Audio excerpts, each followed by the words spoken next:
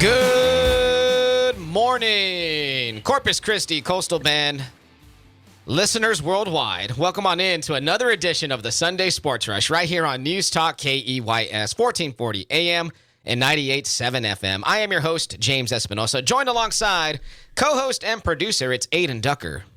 What's Gucci with it? Sorry, I didn't have it ready, Alex. I know. We do have Alex Weister in the studio. Don't apologize to me. I'm not the host here. Okay, hold on. What's Gucci with There you it? go. What old machine are we? It is episode number 126 of the Sunday Sports Rush, and we got a packed show for you today. Coming up at 9:50, we have a WTF segment. Aliens are so back, or have they always been here? We'll talk aliens at 9:50. At 9:30, holy moly, the Texas Rangers made a move. And how can the Astros counter at the trade deadline? Ooh, it's looming. Can the Astros counter the Rangers' big move? We'll talk that at 9:30. 9:20, we have some Crawford versus Spence discussion, the big fight last night. We're going to talk about that in the second hour. We will have a UFC 291 recap with Alex Weister leading the charge on that segment. We were scheduled to have an interview at 10:30 with our good friend Tony Catalina of Blogging the Boys. But unfortunately, due to technical issues here at the mothership, that interview will have to be postponed till a later time. I did call Tony this morning, let him know the news. Tony was very cool about it. By the way, big happy birthday to Tony Catalina. His birthday was yesterday, so happy belated birthday to Tony. We will catch up with Tony down the line, but just to kind of pull the curtain back a little bit here, there's some vagrants out there outside of this studio who have to put it nicely. Yeah, who have been trying to steal the copper wire that is, I guess, inside of where our main source of internet and phone lines are at. And it happened about, when was this, Aiden? 3 weeks ago, maybe? 2 weeks ago. Yeah, it happened 2 weeks ago. They cut they cut the wires to our internet and our phones. And then it's happened again this weekend. So right now we got no phones, so you cannot call. You can still text us, though, because I do have internet on my computer. I'm using my hotspot. Yeah. So you can still text us, 361-882-5397. But if you want to call, you can't because the phone lines are down. Our internet is down. We are the little show that could, and we are going to make this work we are no matter still what. chugging along. If you have a radio next to you, Yes. you're in luck. Yeah. Listen to us on the old school radio, 1440 AM, 98.7 FM. And we appreciate y'all wherever you're at. So shoot me a text right now. Let us know you're with us. 361-882-5397. Absolutely free of charge.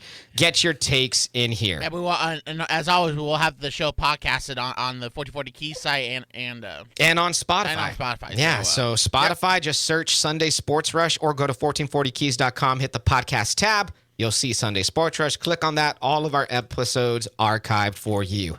All right. Before we get to our first segment, I wanted to just say something real quick about Oppenheimer. Oh, boy. Oh. It's been about, maybe a week since Oppenheimer came out? Yeah, about. This is going to be no spoilers. I know Alex hasn't seen it yet. Not yet. I just wanted to say Oppenheimer is one of the best cinematic films I've ever seen in my life. And if you are going to go see it, make sure you see it in theaters. Don't bootleg it. Don't watch it on your TV or computer because it's not going to do it justice. Oppenheimer was great. I've been enthralled with the whole story of the Manhattan Project lately, and I've been doing some deep dives on that. And man, whoa, boy, that stuff gets pretty deep really, really fast. Yeah. Oppenheimer, that dude was out there. You know what I mean? He was out there swinging for the fences with the ladies. That's one of the things that I was like, whoa, Oppenheimer. Hey, man, you're out there getting it. He was out there. Yeah, but he was very ambitious in terms of, leading the, the making of the atomic bombs and all that. Exactly. And it was one of those movies where, it had an ensemble cast, all these A-listers, and they all just performed well. Shout out to Florence Pugh, by the way. I was going to say, how would you rate Florence Pugh's performance? 10 out of 10. Shout out. Absolutely. Yeah. She was fantastic. Anyway. Absolutely. So Oppenheimer's great, and that's going to transition to my next segment because speaking of bombs being dropped, the Big 12 dropped a huge bomb on the Pac-12. The Big 12 raided the Pac-12 this past week, and they took Colorado. Colorado is now going to the Big 12. Deion Sanders and the Buffaloes will be joining the Big 12 in 2024. The Big 12's presidents and chancellors voted unanimously on a conference call this past Wednesday to accept Colorado as a new member, sources told ESPN. The vote marks one of the final remaining steps to be completed for Colorado to leave, a move that's hurtling towards the Big 12, absolutely raiding the Pac-12. Now, the Colorado departure won't happen until next year, and the main reason that this is happening is because the Pac-12 has been stumbling around trying to get a TV deal when there is no TV deal for them. The Pac-12's commissioner, George Kilakov, I think that's how you say his name, something like that. He has been just kind of shuffling his feet, hasn't been able to get a TV deal. Things have gotten so bad for the Pac-12 guys that there was a TV deal offered, but it was from the CW. I mean, That's hilarious. the CW, famously known for their shows such as The Flash. With very And, poor graphics and VFX. Smallville. Hey, shout out to Supernatural. Oh, yeah, Supernatural, Smallville, The Flash. I mean, the CW, such a powerhouse in American broadcasting. That's how far the Pac-12 has Their fallen. shows are very low budgeted. Indeed. Yeah. So the Big 12's vote to accept Colorado, it's pretty huge. And, this marks the return of Colorado, which was a member of the Big 12 from 1996 to 2010. And then Colorado left for the Pac-12 in 2011. And since Colorado has left for the Pac-12 in 2011, they've had no bowl wins and just 2 winning football seasons since then. I remember there was a time long ago when Colorado actually had some pretty good teams in the Big 12. Yeah. They were competing for the Big 12. They went to a couple of Big 12 title games. They even beat Texas in a Big 12 title game. So, yeah, man, look, I'm excited about it. Even though Texas is leaving to the SEC, I still am going to be a follower of the Big 12 because that's just what I've known as a kid growing up. I'm still going to follow the TCUs, the Baylors, the Techs, all that good stuff. And now that they're adding Colorado, that's exciting. But the Big 12 might not be done here. Much like the United States dropped the first atom bomb. Oh, boy.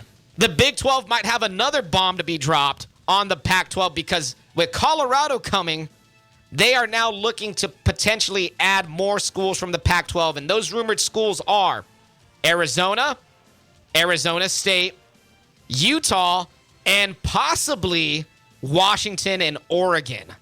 That's a big group. That would be if the Big 12 can land Oregon, Yeah. That's just, in itself that's is huge. huge. And then if you could bring along Arizona and Arizona State, that is huge for the Big 12. That would, in my opinion, put the Big 12 as the number 3 ranked conference behind the SEC and Big 10, ahead of the ACC, which is top heavy with Clemson and Florida State and maybe sometimes a North Carolina. I just think the Big 12 would have so much depth if they were to add Oregon and the like. I know, Aiden, you're an Oregon Ducks fan. Yeah. How would you feel if your Ducks made the travel to the Big 12 and you saw them more often playing here in Texas? Oh, I would absolutely go to an Oregon game. Yeah, I mean, it'd be more doable, so to speak.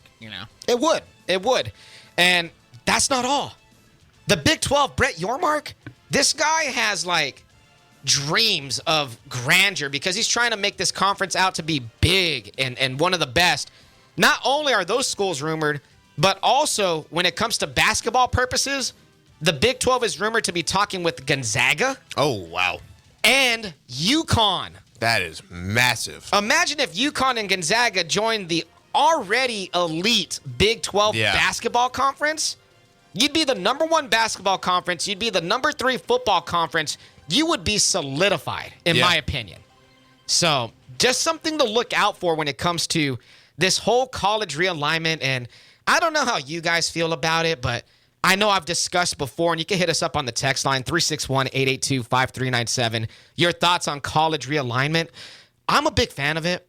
I like this. I want super conferences. I think that the super conferences, the big D1 schools, like the top 60 or so, I think eventually they kind of break off. Yeah. And kind of form their own championship, so to speak. And meanwhile, the schools like your school, for instance, Alex, UNT, Yes. the UTSAs, the SMUs, all those G5 schools, eventually they have their own national championship, which I think would be pretty fair. Yeah, I agree with that completely. And I think whatever brings us closer to making the NCAA a fairer ground that will pull Alabama and the Georgias down and make it a more competitive market to where these schools, like in the Big 12 and Pac-12, have a bigger recruiting chip and can bring in more prospects and fight for these titles more. I think it's a better landscape. Because let's just be real. Right now, especially in football, right? Division I football, they operate under this guise that, anybody can win it. Yeah. When really you can't. Like, let's be honest. UNT, UTSA, they're joining the AAC, right? And Yes. it's an exciting year for your school and everybody absolutely. who roots for the UTSA Roadrunners, etc. But those guys realistically don't have a shot at a national championship. They can make a playoff, which is all great and dandy. Yeah. But, I mean, to run the table in a playoff, it would just be it'd be pretty unfeasible, right? It would. Yeah, so much with football, this ain't like basketball to where like the more athletic team they can have a bad shooting night and they can get eliminated. I mean, what did we just see Football, this? Yeah. Your athletic intangibles are always is what's gonna put having you over the 11 edge, guys. at least in college football. I mean, what did we just see this year in March Madness? We saw San Diego State make a run all the way to the championship. Not only that, but FAU as well. Yeah, FAU. Even though San Diego State lost to UConn in the championship game, they still made it. Yeah. It's more feasible in basketball to have a Cinderella run like that than it ever would be in football. Yeah. So another big topic, right? What should happen eventually? And just a lot of stuff happening when it comes to realignment talk. So Colorado to the Big 12. I like it. Deion Sanders will now be able to recruit inside of Texas a little bit more heavily as the Big 12 is pretty much centralized in Texas. And I think Colorado, I like their chances. I like their chances, especially with Deion Sanders at the helm. 361-882-5397. Get in here with your takes. Let us know what's up. It is the Sunday Sports Rush. It is episode number 126.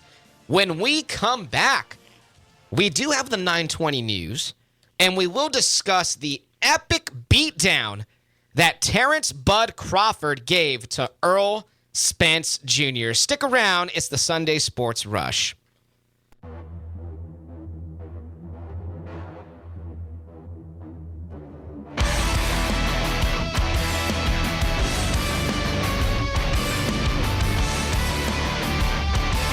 Sunday Sports Rush, episode 126. It's your sports crew here with you this morning. James, Aiden, and Alex. All the way to 11 a.m. Coming up in 10 minutes, we'll take a deep dive into what's happening with Major League Baseball. The Rangers made a move. Even the Astros made a move this past week. And the AL West is getting super tight. We'll talk Yes. about that. Coming up here in about 10 minutes' time. Real quick, shout out to my guys in Seven Dust, especially to my my two comrades, John Conley and Clint Lowry, the guitarist. Not to name drop, but cool. Yeah, they released a new album, Truth Killer, on Friday. So this is one of the songs off the album. You're going to so. go see them next month, right? Yeah, you should go too. Here at Concrete Street? Yeah, it's on a Saturday night. Nice. That's what's up. Possibly. Got to let me know what's up. Maybe I could talk to the big man who runs Rock 92.7, and maybe he could get me out there, Oh yeah. if you know what I'm talking about. Yeah. So there we go. It's us, Sunday Sports Rush, episode 126. Glad y'all guys are along with us this morning, whatever you may be doing on your commute, whatever it is you're doing on a Sunday morning. Appreciate y'all, boys and girls, for being by the dial. 361-882-5397. That is the number to get your text messages in to the text line. And we appreciate y'all guys if you do so. Hit us up with your latest sports takes. We are here for you. Let's go ahead and let's dive right into the 920 news. There's a lot of news. And now the news. There was a boxing super fight last night in Las Vegas at the T-Mobile Arena. This went down on Showtime pay-per-view, but did I pay for it? Absolutely not. Watch that thing for free, baby. That's how I do it.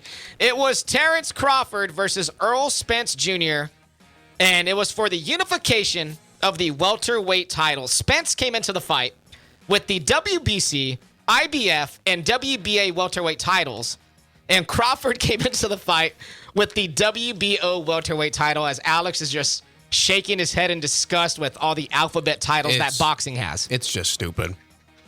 There's so many different belts. It's hard to keep track of them. It really is, dude. I wish. I mean, because you have all these belts, and then you have dudes like Spence walking around like, oh, I'm the champ of 3 different divisions. Meanwhile, he's been can crushing, and then meets a dude like Crawford and gets his face pummeled. So, yes, last night, Terrence Crawford wins via TKO over Earl Spence in the 9th round. And, guys, this was not even close. And this was a fight that was hyped up for like several years now, right? Hyped up for several years. There's been a lot of claims that... Both undefeated. Both undefeated, that is correct.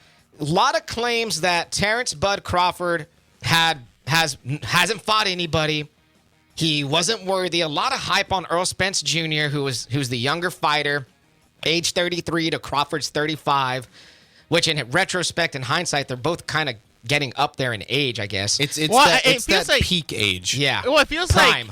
like in UFC and then in boxing, like the peak age is in like the mid It's 30s. yeah, it's in the late 20s to early 30s is when you really like see it. when you're in your 20s, it's really hard. It seems like you're not the guy. Yeah, Unless Because you're this not refined. So Crawford, just absolutely, and this is not even hyperbole, just absolutely pummeled Earl Spence Jr. By the time the fight was over, Earl Spence Jr. was knocked down 3 times, and then the fight was ended because Crawford was just hitting him with a barrage of shots in the 9th before finally the referee stepped in. And if you looked at Earl Spence's face after the fight, It was my brutal. Lord, it looked like putty. It was brutal. And the fact that when the ref stopped the fight and Spence looked upset, it was, I mean, yeah, I guess you're going to be upset. But when they showed the scorecard, he was down 8 points. There was a round where he lost 10-7. It was a string of, 6 losing rounds in a row with a couple 10-8s and a 10-7? Yes.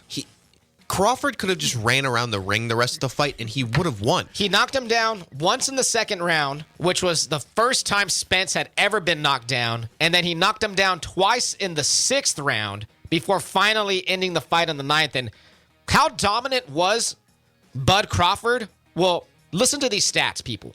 Crawford landed an incredible 60% of his power punches and 42% of his jabs. Crawford's 87 landed jabs are the most by a Spence opponent. Spence, on the other hand, landed 11 of 53 punches per round and landed 21 of 69 total in his previous fights. Got his ass whooped. God bless. He got his ass whooped. Crawford landed 10 jabs per round. Previously, Spence's 9 opponents only landed 2 per round. And Crawford's punching power, he landed 60%, as I mentioned, and Spence's previous 9 opponents landed just 28.4%. This was the most Spence has ever been hit, and you saw it last night. Yeah. And once he was getting caught with those counters all night long, you could kind of see Spence getting flustered and almost saying to himself, holy crap, this has never happened to me before. What the hell's going on? But credit to Crawford, man, because the dude has always had people talk down on him, claiming he hasn't fought anybody. But the real truth about it is people have been ducking Crawford because of what we saw last night. And last night might have been one of the most dominating championship performances I've ever seen in my life. Yeah, and if really. you ask me right now, in boxing, who is the pound for pound best fighter in the world, it is Terrence Bud Crawford. He just has power, elusiveness, counter-punching ability, jab. He has it all, dude. It was a masterful performance, and as a boxing fan like I am, that, even though the fight was brutal and ugly, it made me happy. It gave me so much joy to see a performance like that. Man. And as much as I want to say his opponent seems like he was sort of a can crusher who just made his way up by just fighting absolute nobodies, it truly was one of the most technical and impressive boxing matches from Crawford I think I've ever seen. It was truly a technical masterclass. There was no answer for him. Every counter that he had was absolutely perfect. Everything was technical. It's like he knew what was coming around every single corner. Yeah. It was amazing. Fascinating to see. In a hypothetical match, Floyd or Crawford? That would be one hell of a match. That'd be a hell of a match, dude. Because Terrence Crawford, he might have a chance to be 50-0 himself. Yeah, he's 40-0, I think, right now as we speak. Yeah. So, I don't know, man. That's one of those hypothetical matches. It'd be Floyd's biggest challenge, for sure. For sure, ever. So, awesome night in boxing last night. That was incredible. Let's get to some other quick hits here. Man, oh man, scary situation happened to Bronny James Jr. Suffered cardiac arrest this past Monday when he was working out with his USC Trojan basketball team. Flash forward to later on, earlier in the week. He appears to be doing fine. Yes. There was videos posted of him playing the piano at the James household. There was even pictures of him snapped out to dinner with the James family. So that's great to hear. But damn, dude, 19 years old going into cardiac arrest like that. Yeah. Scary stuff. That is scary. And from all reports, there was no physical contact that happened.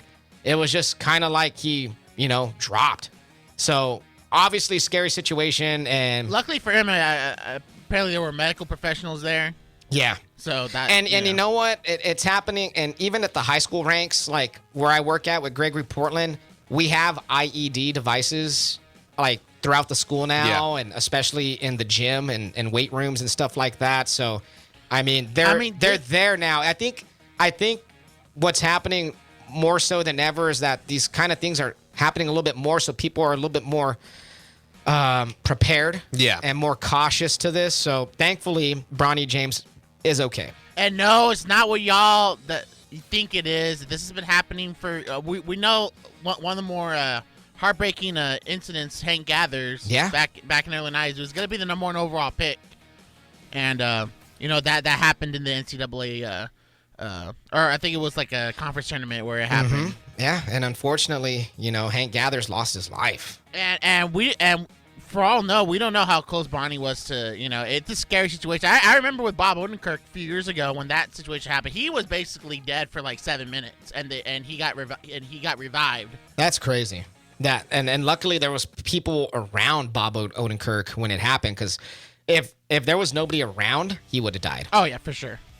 Who was it? Rhea Seahorn was there. And Patrick Fabian and Tony Dalton were basically there to. Damn. If they weren't there and they didn't alert the medical people and staff, that would have been it.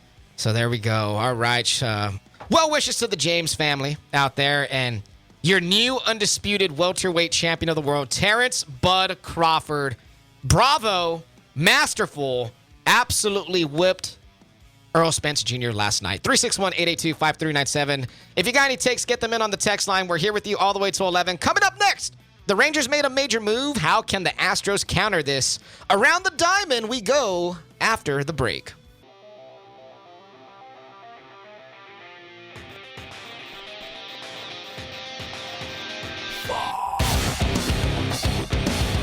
Welcome back, Sunday Sports Rush. We're with you till 11 a.m. Coming up in about 15 minutes, we bring back WTF today. And we talk aliens, because a lot of alien news has been breaking. And I got a crazy theory on what I believe is going on. And I will disclose that theory to you coming up in 15 minutes' time. Get y'all's tinfoil hats ready. Fire up that X-Files music, baby. It's going to be going down in 15 minutes. Yeah, watch a rerun of Signs as well. Yeah. Shout out to our good friends at Crossroads Clinical Research. Jerry Plemons, we had him on the show last week. Absolutely fantastic. They're doing some amazing things over there. They're looking at weight loss studies. They're looking at, medications for you and all that good stuff. So make sure you hit them up at 361-288-4668. That's 361-288-4668. Give them a call or hit them up at number 3cra.com. That is number 3cra.com. Looking to lose weight? Hit up Jerry Plemons. He has the solution for you. Give them a call. Thank you to Crossroads Clinical Research for sponsoring the show. All right. Been talking to, I've been texting with Jerry a lot lately, and of course he's a big Rangers fan. Big Rangers guy, big DFW guy, likes the Cowboys, likes the Stars, likes the Rangers, all that good stuff. Likes the Mavericks. He does like the Mavericks, yeah. He's our DFW guy. And yesterday, some big news happened involving the Texas Rangers. The Rangers pulled off a big trade. They went and got Max Scherzer from the Mets. The disappointing New York Mets. That is correct. And the Mets are just they're the Mets. The big stink. Yeah, and like, let's just face facts, right? Before the season even started, a lot of hype on the Mets. Well, yeah, I mean, they got Verlander and Scherzer in the same rotation. It's basically a rerun of DeGrom and Scherzer, but I mean, it's the Mets. What do you expect? Their bullpen isn't as strong as last year's, and when they lost Edward Diaz before the season started, that was mainly the key point, was them losing Diaz. Well, all their hitters that hit good last year, their batting averages have dipped this year, so that's why they're losing the way they are. So star right-hander Max Scherzer's been traded from the Mets to the Rangers. The deal is done. Scherzer, though, currently has a 4.01 ERA in 19 starts this season. Yes. That's on pace to be his worst since 2011, when he had a 4.43 ERA in 33 starts. Now, it is, a little, I guess you could say the Rangers needed to make this move. Scherzer hasn't had the best year, but then again, the Mets as a team, as we just mentioned, haven't been that great. And yes. You add Scherzer now to the Rangers, whose offense is one of the best in Major League Baseball.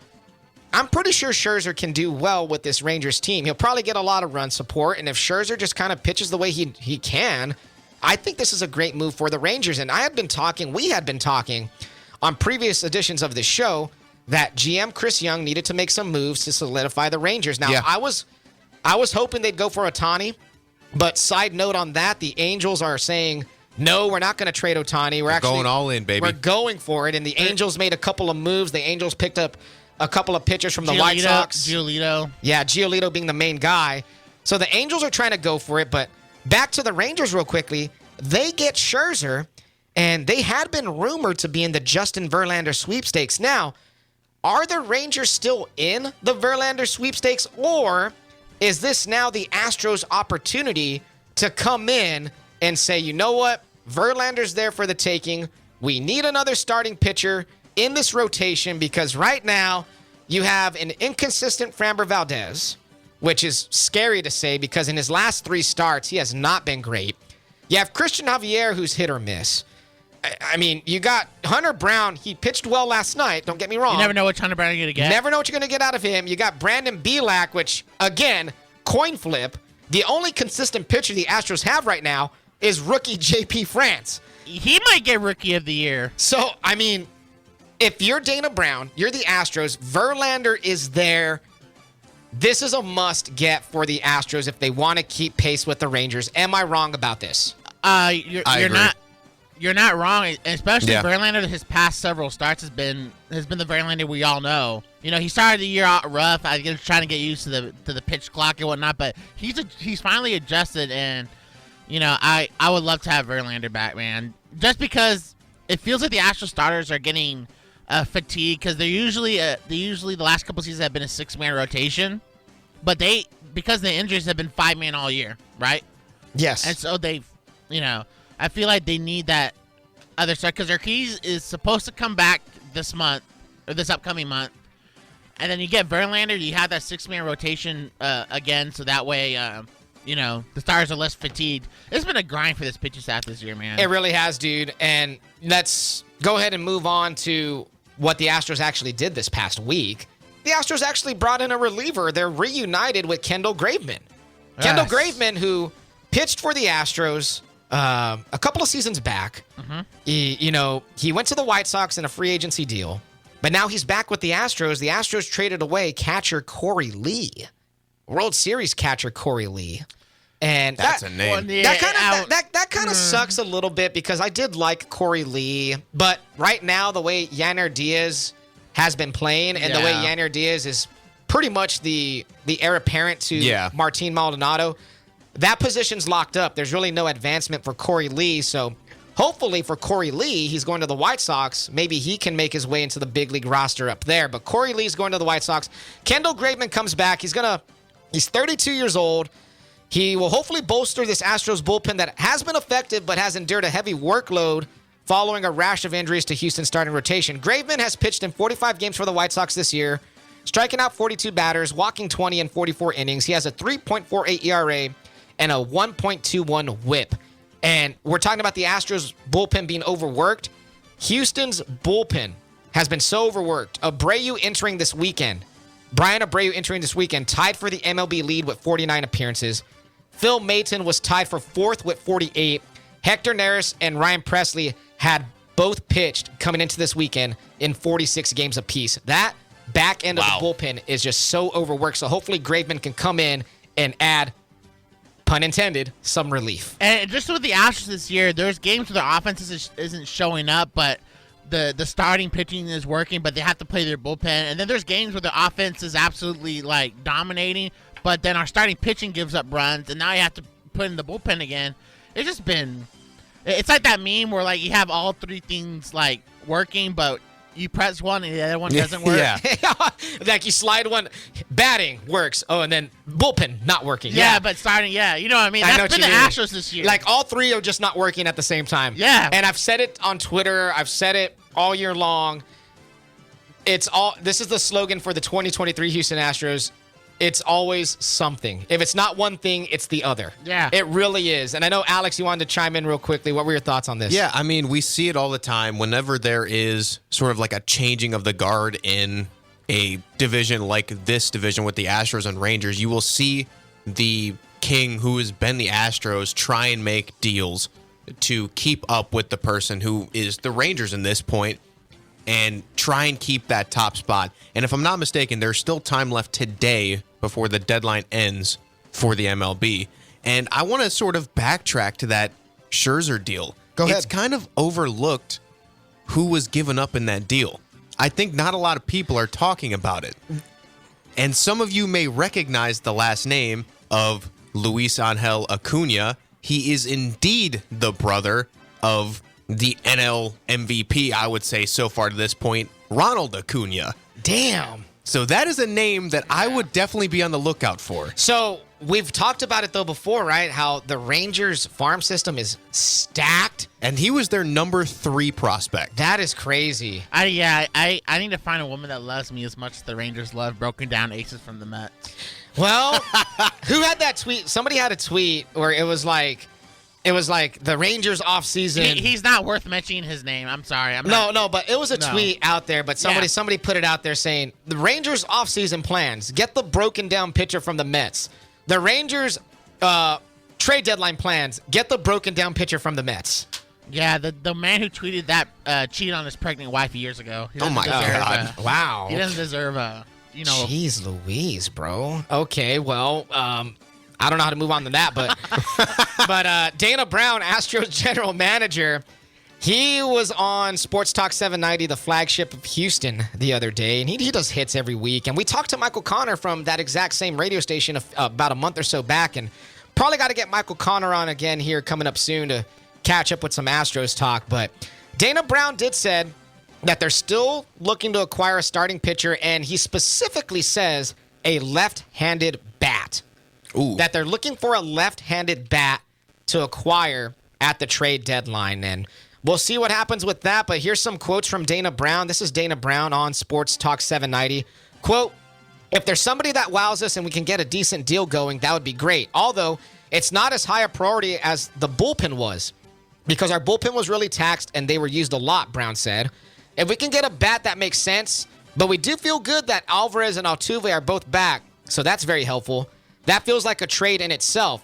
So get those 2 big bats back. We feel pretty good where we are, and if we improve the team a little bit more, we'll do it if it makes sense. I mean, and then Brantley is supposed to finally come back, right? He's been hitting and doing, That and Jose Urquidy has made some rehab starts. He is supposedly coming back as well, and my goodness, I never thought I would say in my life, thank God Jose Urquidy is coming back to the rotation. I know he's a little bit spotty at times, but for the majority of the time, he's pretty solid and decent. The Astros just need to get Verlander back, and I think they'll be locked and loaded. And ready. You go trade for Verlander, you get Urquidy back.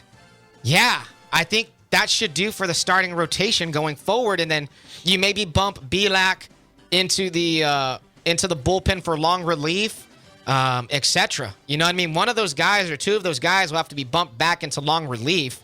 Maybe Hunter Brown gets bumped into long relief. I don't know. I'd rather Bielak be a longer reliever. You think so? Mm-hmm. But the way JP France has been pitching, he stays in the rotation, in my opinion. Yeah. He has to stay in the rotation. There's just no other way. The dude has been absolutely nails.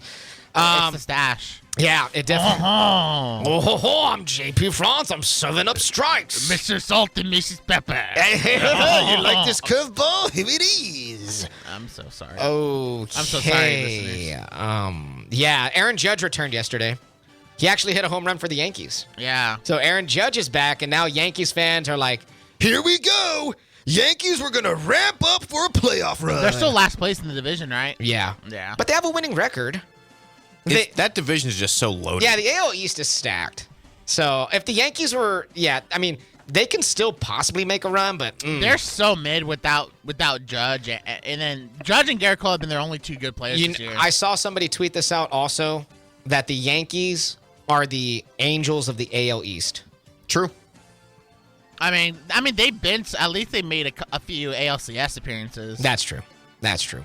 361-882-5397. If you got any takes, let us know what's up. We're here with you till 11 o'clock. I lost to the Astros, but, Astros did win last night 17-4 over the Rays. So hopefully the good guys can get another win today. The Astros are 1 game back of the Texas Rangers, and the AL West is just getting fun as we enter the final stages of the regular season. The Rangers blew all their bats in that last Astros game and have served up basically virtually nothing so far against the Padres, who have a losing record and are going to probably be trade bait. Let's go Padres. So let's see what happens, and we'll keep you updated. And I'm sorry, Marcos. I know it sounds like we're hating, but whenever you challenge the big dog, you're going to get some bite back. I'm sorry. That's just how it goes. Heavy is the head that wears the crown. Yeah. But then again, Rangers fans ain't used to this. Let's kind of cut them some slack. They're used to being, cellar dwellers and all that good stuff. So they're not used to being in first. They don't know how to act. Rangers fans, cut y'all some slack. This is so out of pocket. Let's go. There's no need for this at all. I need to find the sounder. Just learn how to act, Rangers fans. This is what it feels like to be in first place. Yes, I get it. It's awesome. But just, come on. Take some lessons from us. We've been running the division since 2016. All right? There we go. Okay. So out of pocket. Let's go ahead and let's move on, because coming up next, we have WTF. Aliens! Aliens! Aliens! Aliens! We talk that after the break.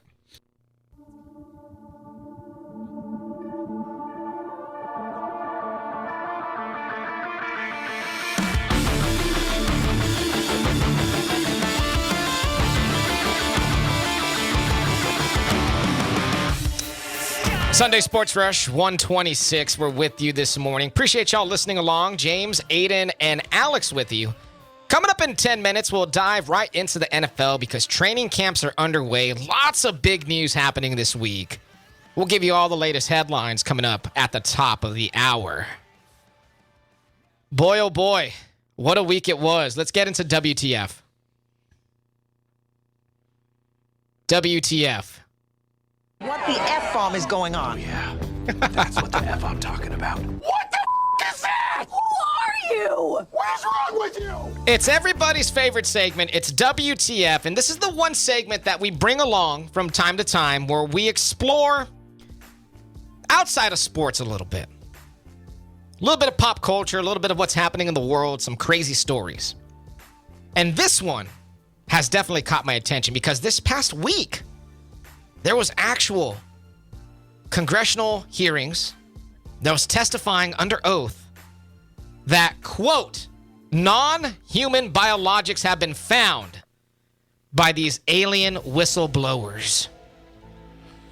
3 military veterans testified in Congress in a highly anticipated hearing on UFOs Wednesday, including a former Air Force intelligence officer who claimed the U.S. government has operated a secret, quote, multi-decade reverse engineering program of recovered vessels. He also says the U.S. has recovered non-human, quote, biologics from alleged crash sites. But while the topic of little green men did come up, much of the discussion centered on improving processes for reporting unidentified aerial phenomenon, or UAPs, the military's term for UFOs. Now, the main guy who was talking was retired Major David Grush, who went from being part of the Pentagon's UAP task force to becoming a whistleblower. He told the House Oversight Committee's National Security Subcommittee, wow, that's a mouthful, that he had been denied access to some government UFO programs, but that he knows the, quote, exact locations of UAPs in the United States possession. Grush also alleged that the U.S. has retrieved non-human biological matter from the pilots of the crash, adding, quote, that was the assessment of people with direct knowledge of the UAP program I talked to that are currently still on the program. While he refrained from sharing any further information in the public hearing, Grush offered to disclose details behind closed doors. This guy went under oath in front of Congress and said that the government does have UAPs, UFOs, that they do have vessels, and that they have found non-biologic human remains. Guys, is this aliens? Like, what is going on here? And I mean, I've always thought the Roswell story, where like there was an aircraft that crashed, and there was the people in the neighborhood saw it wasn't a human body that was in the aircraft, and then they walled that off, and like they kept everything secret. Let me ask a question, and if you're listening out there, you could weigh in as well, because I know I got some UFO conspiracy people out there listening. Now, this is a conspiracy that I partake in. One, do you believe that UFOs exist? 2, do you believe that aliens, extraterrestrials, have visited Earth? 3, do you believe that aliens and extraterrestrials live amongst us right now? That is a question that I have always pondered, and I will go to Alex first. I can answer all of these questions simply, and I am not going to answer in some sort of blasphemous way that all of you will look at me in a different light. Let's break down what UFO means. Unidentified flying object. Yes, we have seen those. It could be something that you just don't know what it is, but you've seen it. Yes, they exist. Have other life forms visited this Earth or live out there? Absolutely. We're not the only people living in this massive galaxy just on a floating rock. There's got to be other things out there. There just has to be. And do they live amongst us? No, I think that's a bit... A little far-fetched? A little far-fetched. I've always felt like the reason why we don't have more aliens visiting us and like less amount of UFOs, that they see us humans and they see like, oh wow, that world has so many problems with it. Let's just leave that place alone. There's so many. You know what? I wouldn't mind if an alien took me out of this world. There's so many problems with this world. I won't go into detail with. Like, take me to a utopia that's like, there's less hate. There's less judgmental, less prejudice, just take me to that place. Would you be in favor of going to another planet, Aiden? And then what if you were picked as the test subject? They picked you. You're not testing me. No, listen to me. You're not testing me. This is a hypothetical. They pick you, the government picks you as a test subject because they want to try to create a species of alien-human hybrid. No. And your task is to procreate with alien life form. No! They'll have to pay me a bunch of money, and then I might even if you're down bad, you're not gonna. No. Let me just break down what you said. You want to go to a utopia other than Earth, and you want to be taken away by other life forms, but you have one stipulation: they can't do tests on you. Like you have any control over what they end up doing to you. Give me control, give me power. Nah, I'd rather go into space than down to the Titanic. Let's just say you have no control over what you do or who says what you do in space. Now, here's some more from the story. Retired Navy Commander David Fravor offered the panel his own eerie account of a UAP encounter that was captured on video in 2004. Favor described being flabbergasted when he and 3 other service members saw a white, quote, tic-tac shaped flying object emerge over the San Diego coast in California. Quote, there were no rotors, no rotor wash, or any visible flight control surfaces like wings, he said of the UAP. The technology that we faced was far superior than anything we had. I'm not a UFO fanatic, but what we saw with 4 sets of eyes, we have nothing close to it. It was incredible technology. I mean, didn't the U.S. military come out like a year or 2 ago and say that these UFOs exist? And there was I believe something from a military test where they saw something that was a very similar description, a tic-tac-like object in the water. Man, we should have stormed Area 51, man. Yeah, everybody would have died. We've stormed other buildings. Why couldn't we storm Area 51? Wow, you're on a roll today. Yeah. You are on a roll today, aren't you? I would have. I want to know what's in Area 51, man. I'm sorry. Let's just say if that was to happen, that would have been the biggest mass casualty in the U.S. Now, here's my theory, and this will probably end the segment. My theory is this. I believe that alien life forms are living amongst us. I believe that there are some alien life forms that What's in that coffee? That have just coffee. I don't believe that. I'm also drinking coffee too. I believe there are some that have the ability to, quote, shapeshift and blend in. Brother. I also believe, though, that these aliens are not here to harvest us or to hurt us. I think they're here to help us in some way. And it's going to come down to us understanding this alien technology. I also believe I need all the help. And this is what I also believe too. I know I'm running out of time, so let me do this quickly. I believe that the government is slowly feeding us this information because the government has finally figured out how to reverse engineer this stuff, and they want to use it for military purposes, and they don't want to just throw it at us like, hey, here's these brand new crafts that we have. They want to just slowly feed us to get us used to the idea of aliens, so that way the government one day can use the technology they found as a military weapon. I don't know why I bother to try and sound sane on here. I really don't know why. That is not far-fetched, what I just said. I don't know why I try and sound rational. It's just not. It's a fruitless labor. I mean, Alex, you would at least... You're the voice of reason. I mean, there are other beings out there, right, in this universe, at least? Yes. Okay, all right. Of course. It's a massive black galaxy with nothing but flying space rocks. What if this alien shape-shifted into Florence Pugh? You're down? Oh, my God. I've seen the thing. Get me out of here. I've seen the thing, no. Okay, let's go. All right, that wraps up WTF. Coming up, we got NFL talk. Stick around. It's hour 2 of the Sunday Sports Rush. Aliens!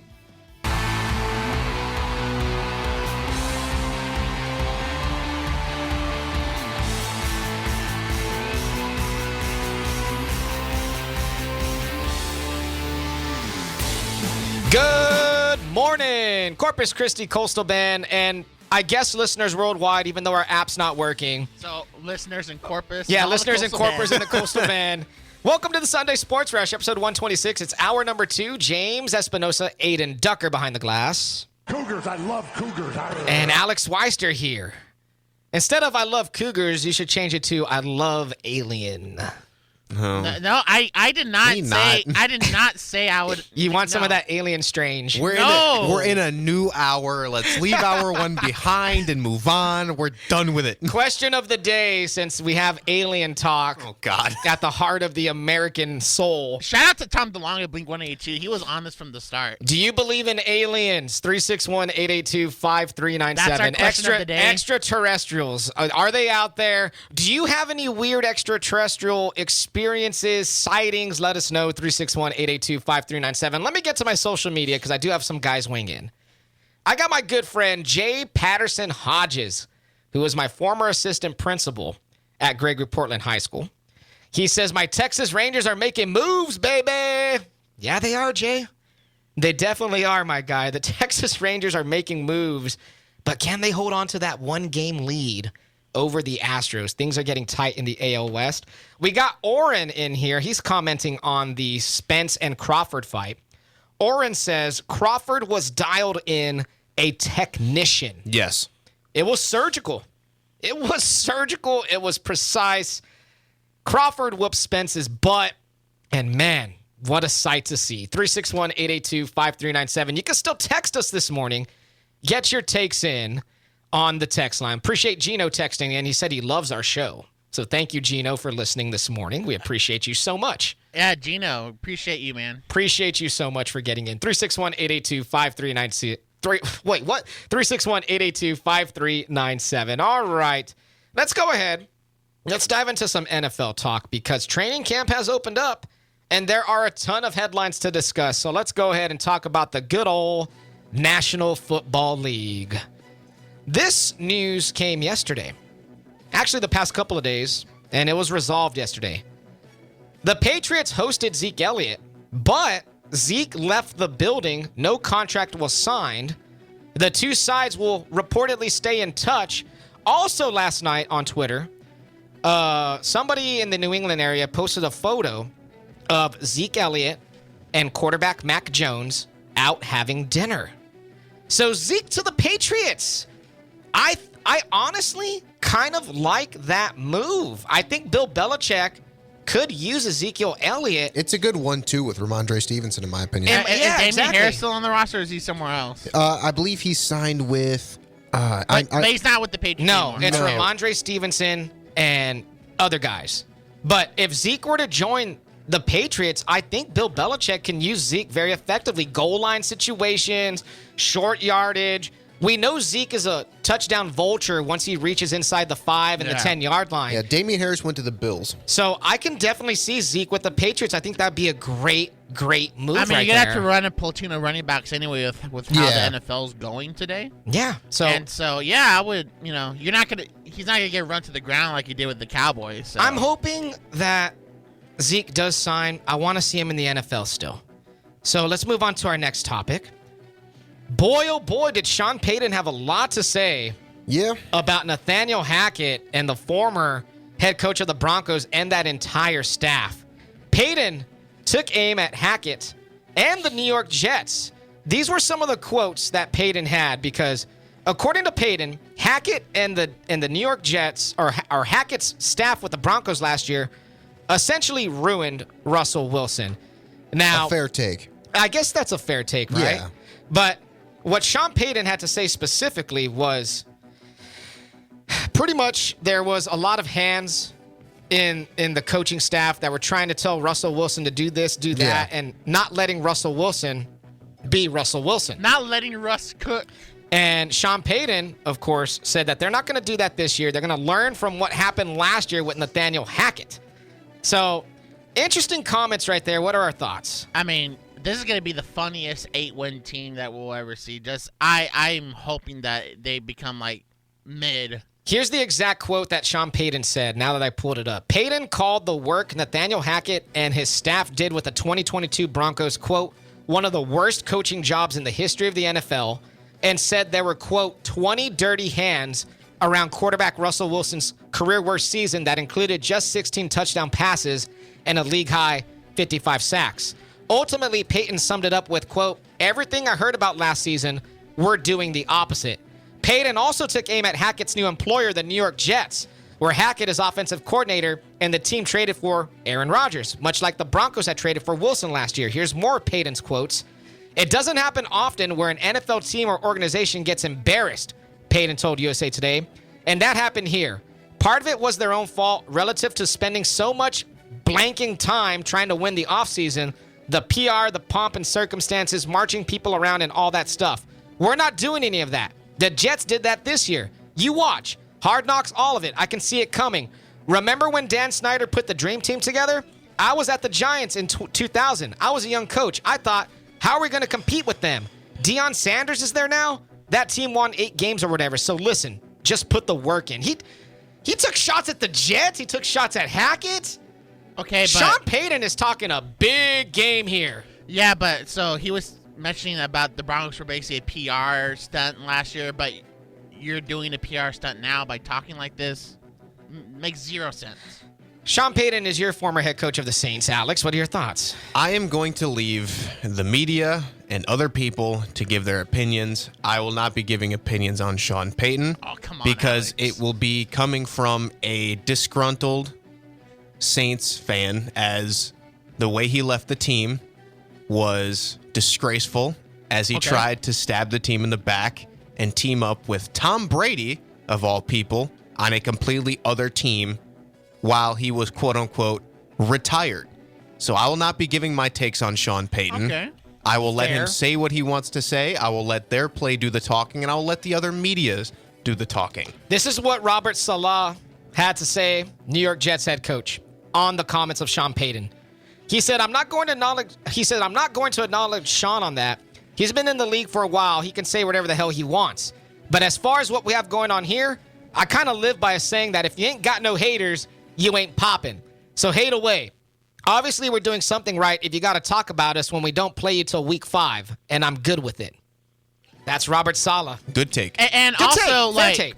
Okay, Nathaniel Hackett, we know what he did with the Broncos was a travesty, right? Yes. But Aaron Rodgers is last 2 MVP seasons, just recently came with Nathaniel Hackett as his offensive coordinator. Yes. So I don't think we should judge Nathaniel Hackett as a head coach. As an offensive coordinator, just because him and Aaron Rodgers have worked brilliantly together in terms of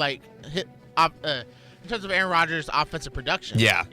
So Sean Payton, they asked him about it the following day, and Sean Payton apologized and said it was a mistake to talk about the Jets and the coaching staff from last year. So Sean Payton had to backtrack, which in my opinion is pretty weak. If you're going to say something, stand by it, Sean Payton. You already look weak as it is, talking about another team, clowning another staff. Focus on what you got to do now, my man.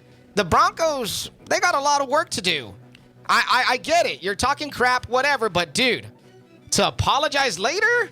That just sounds weak sauce. You're talking about a coach focusing on his own team. He wasn't focused on the Saints when they were going into a rebuild. He had his eyes set on other places, homie. And it's not like this Bronco This ain't the right coach to be talking about. And it's not like this Bronco team is stacked or whatnot. You got to see your work cut out for you, man. Now, if the Broncos are winning, they win 11, 12 games, then I'll give Sean Payton his flowers. But, I mean, prove that you could run an offense without Drew Brees as your quarterback first. Ooh! I like that. Andy Reid, we've seen him, even before Mahomes would coach teams into the playoffs, with McNabb and Alex Smith.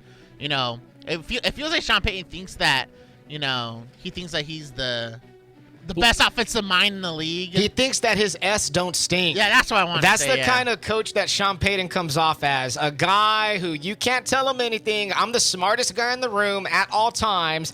That is Sean Payton. And he just comes off like that. His demeanor, the way he speaks, the way he carries himself on the sideline, he just has always rubbed me the wrong way. Great coach, don't get me wrong. I'm a Super Bowl champion, even though Bounding Gate was involved. But, there's really only a few coaches that should speak that way. It's Belichick, Andy Reid, and I guess, basically them. 2 more quick headlines before we hit the break. Giants. Saquon Barkley. Talking all that tough talk last week about holding out. He agreed to a 1-year, $11 million deal with a $2 million signing bonus. So he didn't hold the picket line too strong there. He was the first to break. And now he's with the Giants for at least 1 more year. I have to get something off of my chest with this. Say it, King. Say it. Because people with this Saquon deal are now going after Daniel Jones. And I just have to say, why are people going at Daniel Jones when that man just had the best season of his career and it's not even close? Yep. He had 5 interceptions all season long, his most passing yards, his most rushing yards, and his most rushing touchdowns. I mean, come on. Let me raise my hand and say that I am a fan of Daniel Jones. I like Daniel Jones. I think he's a good quarterback. And he got a road playoff win against the Vikings in Minnesota. The hate for him right now is unwarranted, and people calling him a bust with how he played last year is absolutely ludicrous. Those people don't know ball. I feel like Daniel Jones needs to put another year, though. Well, of course. Because at least this was Saquon. We've seen him at least, his rookie year, he was dynamic. Then he had the injuries, but he bounced back last year. At least we've seen more of a track record with Saquon. But what do we have to say about Saquon? Talking all that smack and then... The Riders is putting up more of a fight than Saquon. Yeah, honestly. Another running back who is actually holding true to his word, Josh Jacobs, is holding out of the preseason. Said he's not going to play in the preseason, not going to do training camp. He wants a new deal. And, we're going to have to see what happens with that. So, Josh Jacobs and the Raiders, that situation has not been resolved. I will say, though, and I know I'm going to disagree with, how, you can't use a workhorse running back and whatnot. Yeah. I understand why teams aren't paying. But if you're a team that's very dependent on your running back, a la Derrick Henry, Josh Jacobs, Austin Eckler, they deserve to be paid with how much workload you're giving them. Those workload running backs deserve to be paid. Especially Austin Eckler with how much he's using that Charger system. So there we go. Let's table the discussion. We got more NFL headlines to talk about in the next segment. We will get to the latest on what's happening with Joe Burrow, what is happening with Dalvin Cook, what's happening with Jonathan Taylor. And then Jerry Jones is also talking very, very tough about Zack Martin. We'll dive into all of that and more coming up after the break. Keep it here.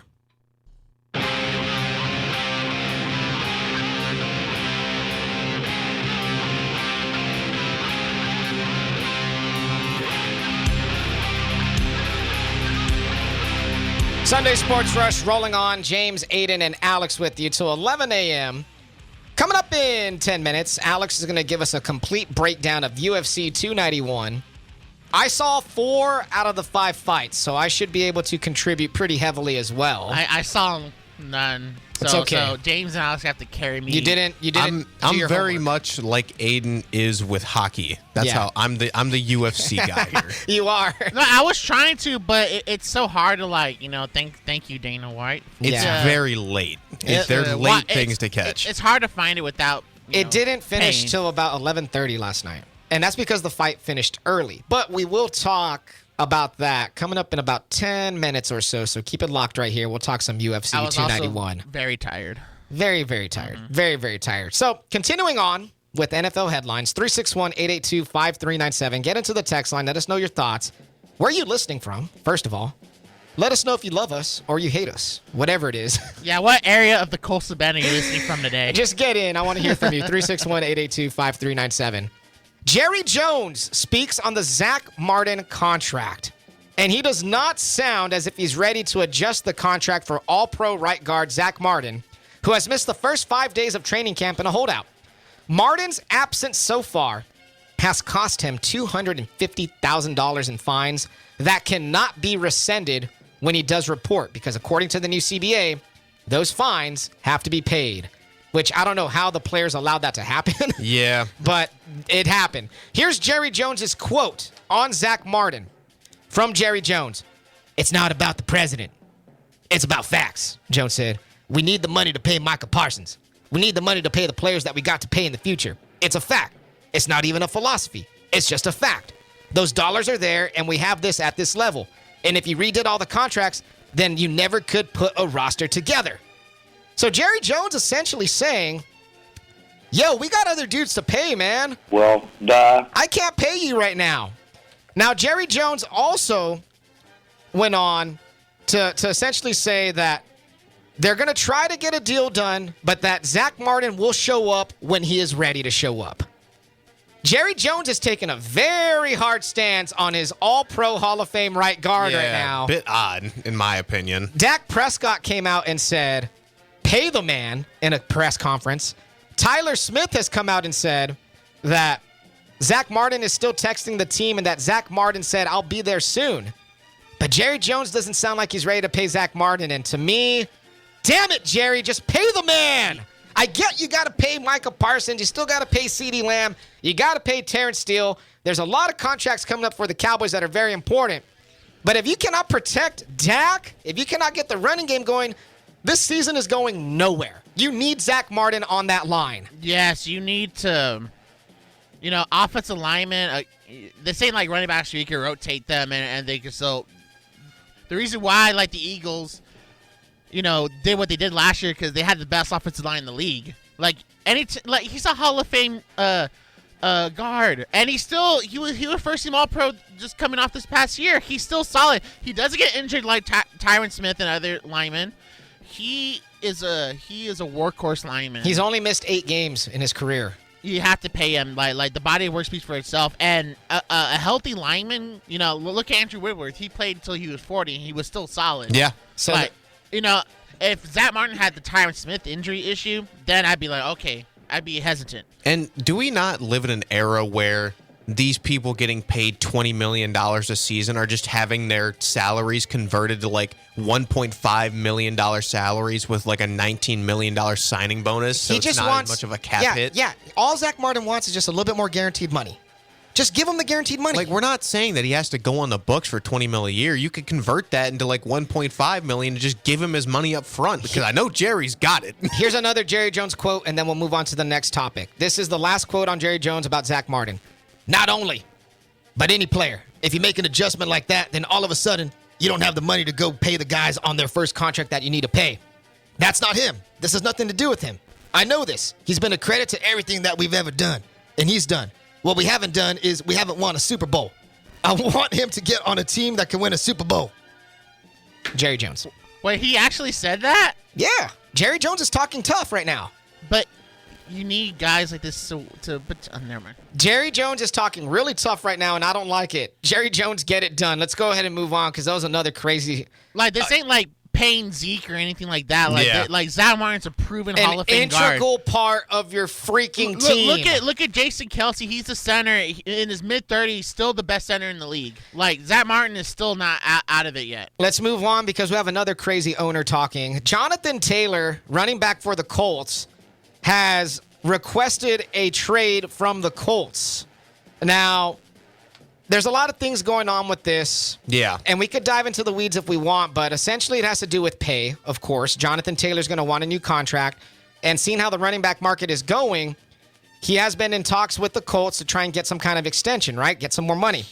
Well, Jim Irsay and company, they couldn't come up with a deal. Yeah. So Jonathan Taylor requested a trade.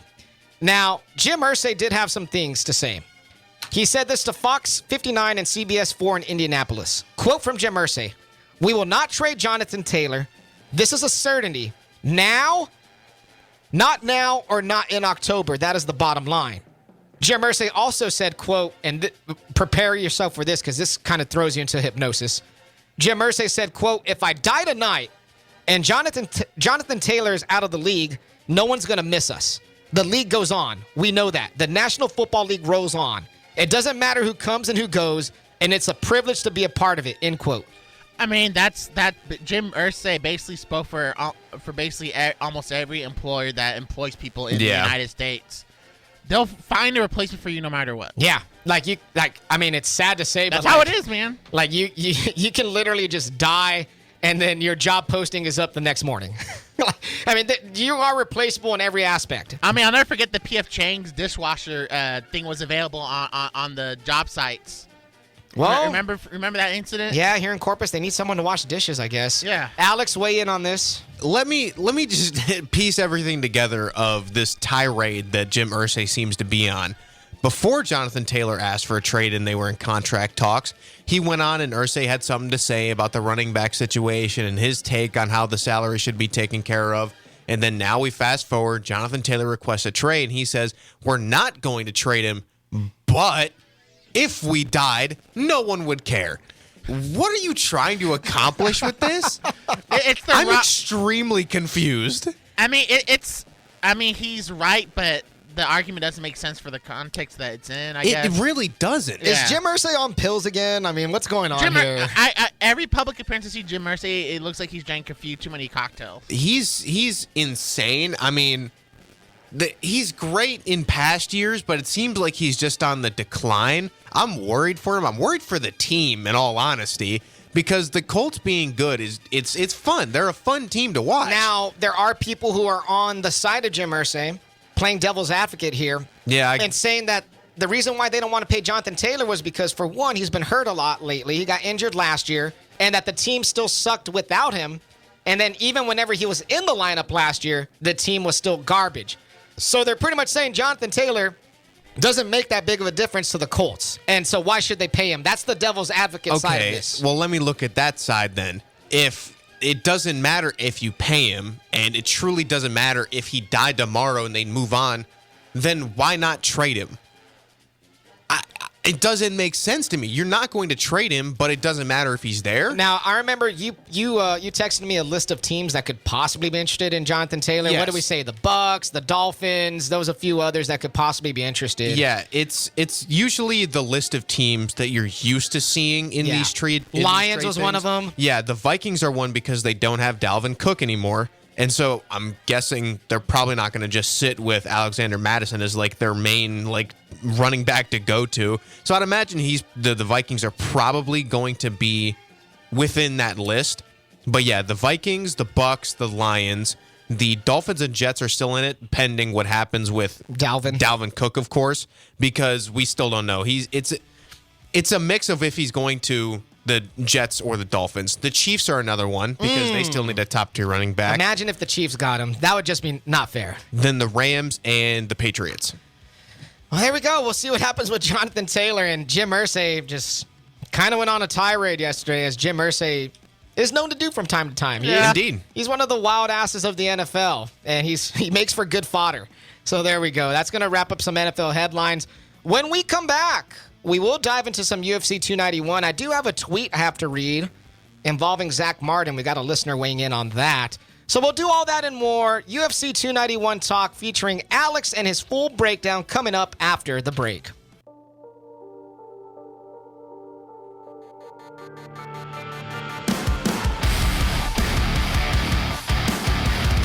Sunday Sports Rush. Thank y'all for listening and being here with us on terrestrial radio, AM and FM, 1440 and 98.7. We're not on the app this morning because these thieves out here on the west side of Leopard. It's aliens! They decided to cut through our phone and internet lines to get to the copper wire and thus cut out the internet and the phones here at the station. So that's just fantastic. This is the second time it's happened in the past 3 weeks. And by aliens, I mean extraterrestrial aliens. Oh, That's what I mean. Yeah. Oh. Don't get. I don't want people thinking I said, Yeah. I'm talking extraterrestrials, like from outer space. That's You what I are mean. you are just on it today. But speaking who's always on it, that is Crossroads Clinical Research. It's Jerry Plemons over at Crossroads. They got a weight loss study. Amazing new medication called Mounjaro. If you have these certain conditions, you qualify. Got to have heart problems, and you got to be diabetic. If you have that and you want to lose some weight, go ahead and call Jerry Plemons at 361-288-4668, 361-288-4668, or hit them up at number3cra.com. That is number3cra.com. Thank you to Crossroads Clinical Research for sponsoring the show. Let me get to the tweets real quick before we dive into UFC.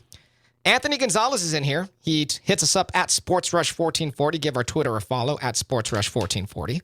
Anthony Gonzalez is talking about the Zack Martin, Jerry Jones situation where Jerry was talking tough on Zack Martin, saying that he is not going to give in to Zack Martin's demands. Here is Anthony's take. The issue with Zack Martin is that Zeke Elliott cut line when it was Dak's turn for a contract, and he held out for more money before it was his turn, and Jerry Jones rolled over for him. I don't think it's going to be the same anymore. Yeah, Jerry Jones did roll over for Zeke when he held out in 2019 and Zeke went to Cabo. And maybe Jerry Jones is saying, you know what, I'm not going to do that anymore. I've learned my lesson. I'm not going to give in. If these guys want to play, they will come to play. So Jerry Jones is playing hardball, but in my opinion, you're playing hardball with the wrong guy, Jerry. This is a Zack Martin, integral part of this Dallas Cowboys team. Thank you, Anthony, for getting in on Twitter. And we, of course, will keep you updated on this situation as the weeks go by. So there we go. We have a UFC 291 recap.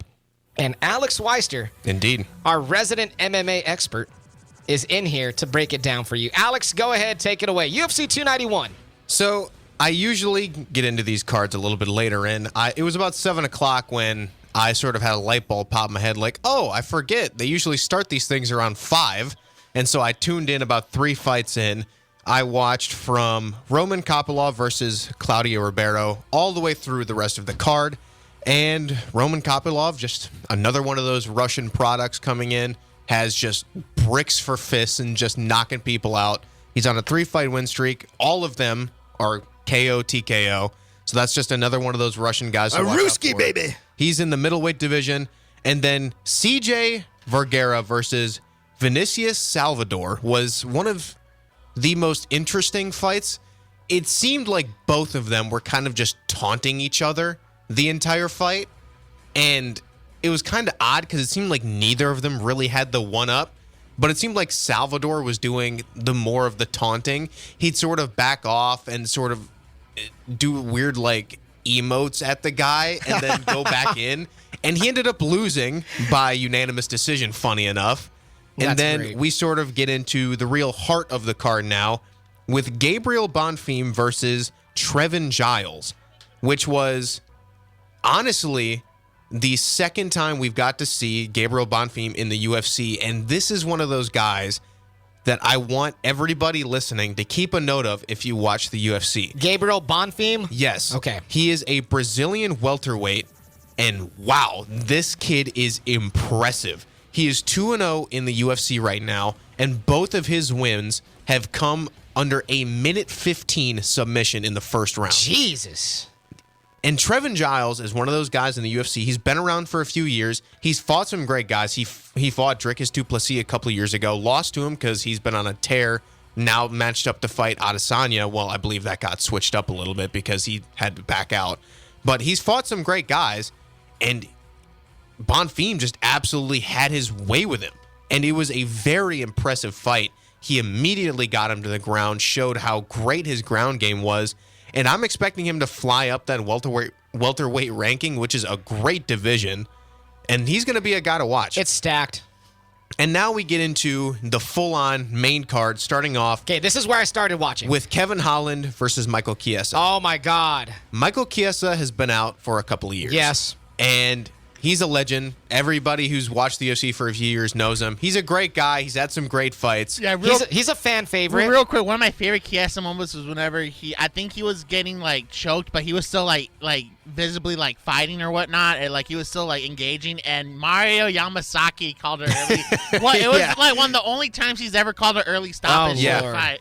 And he was fighting Kevin Holland, who's been active. He's one of those fighters who likes to stay active. Out of Fort Worth, Texas. And it showed his activity, as it looked like Chiesa really didn't have any sort of response for him. And Kevin Holland had a nasty submission that secured him that one. Darce choke. I believe it's called a Darce choke. A Darce choke. A Darce. Man, it was ugly, too. It really was. That was a round one submission. I'll say this. Great win for I was Kevin very impressed by Kevin Holland. I like watching his fights because he's just high activity throughout the fight. Like, dude loves to throw. He has 34 fights, and he is only 30 years old. That's crazy. That is nuts. And he has fought some of the best of the best. He's fought Shamaev. He's fought Wonderboy Thompson. He's fought Ponzinibbio and now Chiesa. He's fought the who's who of that division. Yeah. And he's going to hover around there until he retires. He's always going to be one of those guys that's sort of a test fight to see if you're ready for the top-tier talent. Great win for Kevin Holland. He's going to get another top-tier fight. Now, Bobby Green versus Tony Ferguson. Oh, this was a doozy. I speculated that this would be Tony Ferguson's last fight. He's getting up there in age. He's on a losing streak. And it was a great matchup. When you get into this later on in the main card, it's really a lot of the older talents who have been around, who are fighting for those like the last streaks that they can get before they retire. And Tony Ferguson, just the entire fight, was just getting beat up. Bobby Green was landing some great shots on him, and it was looking like it was going to go to a decision until in the final 10 seconds, Bobby Green scrambled, got him down, and got Tony Ferguson in a nasty submission where he was just flailing for his life. Dude, when Ferguson was not tapping out, even Daniel Cormier, the analyst, was saying, he's not tapping. He's out. He's out. And then you see him just his legs just jiggling like as if the life is going out of him.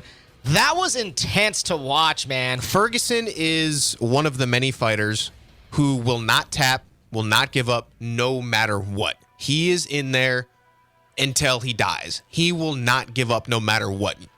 The ref has to step in, the doctor has to step in, because he will not stop if you let him keep going. Now he's just one of those fighters. Ferguson has lost 6 fights in a row. Yes. Gaethje, Oliveira, Dariush, Chandler, Nate Diaz, and now Green. And now they're not bad fighters. Not bad. Those are all who's who of the division. Those are all solid. It sucks for Tony Ferguson because he was so dominant in his prime, but unluckily never got to see him against Khabib because of unfortunate circumstances, the ACL injury. It was I believe it was a backstage tripping over a cord that sort of Jesus. It was a brutal scene, and some people have speculated if the UFC is going to have to force him out, because I don't know if he truly ever is going to stop fighting. It may have to be the UFC's call. Dana's gonna. That's Dana's call. He can easily say that's what he did with Tyron Woodley when he had the 4-match losing streak. Yeah. Because, yes, he's a name. He's going to have a drop, but there's going to come a point in time where guys are going to be like, look, I can't watch this anymore. It was very difficult to watch last night because he was getting pummeled, bro. And that's what I was worried about, was this would be a fight where it's just Tony Ferguson on his last legs, and he just has nothing left, but he just won't give up. And now we get into the 3 main fights of the night. Oh, man. Starting with Derek Lewis versus Marcos Rogerio de Lima, a.k.a. the Black Beast. Yeah, that's his nickname. And let's just say Derek Lewis put on a fight like we have never seen him do before. Immediately as the fight started, he comes out with a flying knee that landed clean on de Lima and dropped him. And he ended the fight in 33 seconds. Just imagine a 6'3", 264-pound beast with a flying knee coming at you.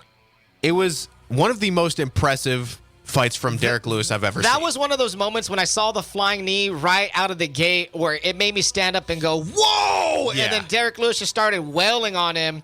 De Lima turtles up, and it was over. Yeah. It was over. And Derek Lewis, he's getting up there in age. He is now a free agent, so we'll see if the UFC brings him back, if he goes somewhere else, if he retires. I personally think it would be extremely dumb on Dana White to not bring him back. It's clear he's got stuff left in the tank. He's a draw. He's a He's like one of those attractions, like where you see Derek Lewis on the card, you're like, oh damn, I need to watch this because he can throw, he can knock you out, and then the things he says post fight are arguably as good as his fighting. Yeah, just have him, that alone. Just have him on the roster for entertainment purposes. Yes. Don't put him in a title fight, but just have him fight heavyweights and let's go. Let's strap. As much as I would have loved to present you guys with some of the audio from Derek Lewis last night, it's thanks to the crackheads on Leopard, we couldn't. you really wouldn't be able to listen to much of it because it's filled with a lot of swear words. He is very off the cuff, but he is hilarious. Would have been a lot of editing on my part. I'll never forget when the bench warmers, I had to get audio of Adam Patman Jones being in the police car. I counted 41 bleeps I had to put in the audio. I still don't know why we played the audio. Moving on to co-main. The co-main, Jan Blachowicz versus Alex Pereira in his light heavyweight debut. And Poatan is what they call him, right? Blachowicz, he looked good in round one, but it was clear he started to get gassed. Pereira took advantage of that, kept his distance, had some great strikes, wore him out, and got the split decision in the end. It was a very close fight, but it looks like Pereira is well on his way to fight for the vacant light heavyweight title, who was vacated from Jamal Hill. And it's likely going to be against Yuri Prochazka, who's the number one contender in that division. So that is one of the fights to look out for in the light heavyweight division. And then we get to the main fight of the night for the BMF title of all things. It is Dustin the Diamond Poirier versus Justin Gaethje. My goodness. Man, that was a fight. Electric, bro. And whenever you see either of these fighters, Dustin Poirier versus anybody, Justin Gaethje versus anybody, these guys put on a show. And Justin Gaethje, a show he put on. It was a fantastic back and forth, which Justin Gaethje ended with something that he's really never done in his career. He opened up the guard of Poirier with a nice left jab and then came over the top with a head kick and put him out. And, well, he's well on his way to fight for the title once again. And Justin Gaethje back at the top of the division. So that knockout literally also got me off my feet. One of those whoa type of moments. And to be honest with you, I was cheering for the Diamond. I like Dustin a lot. I think the lightweight division has the best fights because there's never a decision. There's always a knockout. But it's not like one-sided completely. It's like they're slobber knockers. Yes, dude. Last night's look, UFC 291 last night was one of the best cards from top to bottom in terms of action. What happened with Herb Dean? Because y'all were well, I didn't see it. So it was the end of that fight when Gaethje put one last punch onto Poirier when he was down, and Herb Dean kind of just slid in all dramatic, and it was just funny to see. It was just Herb Dean doing his job. It was just funny. Reminiscent of somebody sliding in at home plate. Yeah. It was just so clean and crisp. So now the talk is, what's Gaethje going to do next? Is he going to go fight Makhachev? Or which is my guess. Is he going to go for the money fight with McGregor? Because last night McGregor tweeted after the fight, he was like, Justin, I'll slap you around. I personally think he's going for the title fight, in my opinion. Conor still has to fight Chandler. Yes. That's still, that has to happen. Yeah. Yeah, and overall, it was a great card for people who like seeing finishes. There was only 2 decisions in all of those 11 fights last night. 4 of them were KO TKOs, and there was 5 submissions. Yeah, dude. It was a great card to watch. Another great one. Those TKOs almost finished me. Yeah. For sure. All I got to say is, like, Herb Dean, like, he's a go-to ref. Not every ref is perfect, but he's one of the GOATs. Oh, absolutely.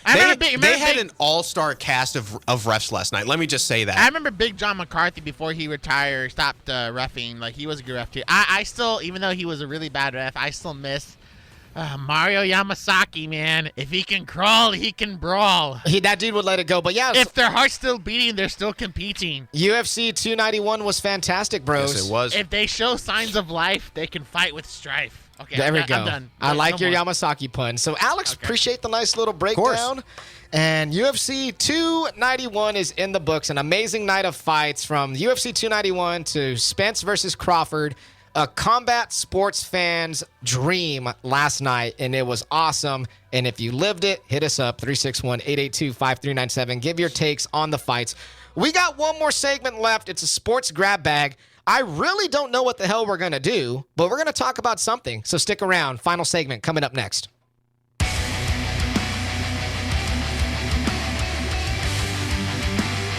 Sunday Sports Rush, last segment with you. It's James, Aiden, and Alex. Appreciate everybody who has listened to us on terrestrial radio this morning as our app is down because of the thieves, the vagrants, the lowlives here who stole copper wire and cut through our phone and internet lines on Leopard Street. So thank you very much for that. We'll see what happens. I mean, that's the only reason why they could get to the copper wire, right? To yes. cut the phone line. Yeah, because the phone line and whatever cord, whatever wire is in front of the copper, so they have to cut through it to get to the copper. Good Lord. But, I mean, look, that's the way it is, I guess. And Doug will hopefully... Doug and company will be working on that. Yeah, but this we gotta Yeah, we gotta do something. Should we form a task force? How about us three?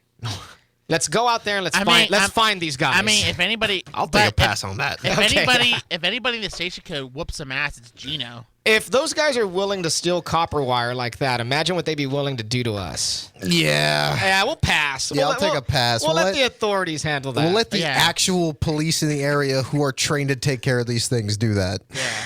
All right. So it's no vigilante work for us. Yeah, exactly. So let's go ahead. I got a couple of more little headlines I wanted to get to here. Joe Burrow got hurt this past week. Yes, he in did. Training camp. And from what has been reported, Joe Burrow has a calf strain. Yes. And the video looked a lot worse. But thankfully, it wasn't an ACL, MCL, anything like that. Burrow will... That was an Achilles when he popped up. I was like, oh, he popped that. But Burrow will be out pretty much for the remainder of training camp and preseason, and they're hoping for him to be back on time for week 1. So thankfully, Joey B is not out for the season. I mean, I know you have to get in a rhythm, but he's thrown to these guys for 2 years. I ice him till week 1. There should be a system in place already for the Bengals. There's really no major changes. So. Yep. I'm icing him till week 1. Yeah. There's no reason why he touches any sort of field till then. So looking at what is going on right now in terms of the NFL's MVP race, they have some betting odds. Patrick Mahomes is, of course, at the front. Lamar Jackson, Aaron Rodgers. But then you do have a guy who people are kind of betting on here and saying that he could make a surprise as the NFL MVP. And that would be quarterback Trevor Lawrence of the Jaguars. Yeah, I mean, that's fair. They're saying it's going to be a big year coming into year 3. We saw what he did last year, how the Jaguars, they got pretty good, man. Doug Peterson is building a pretty good squad. Yeah, and they played the Chiefs.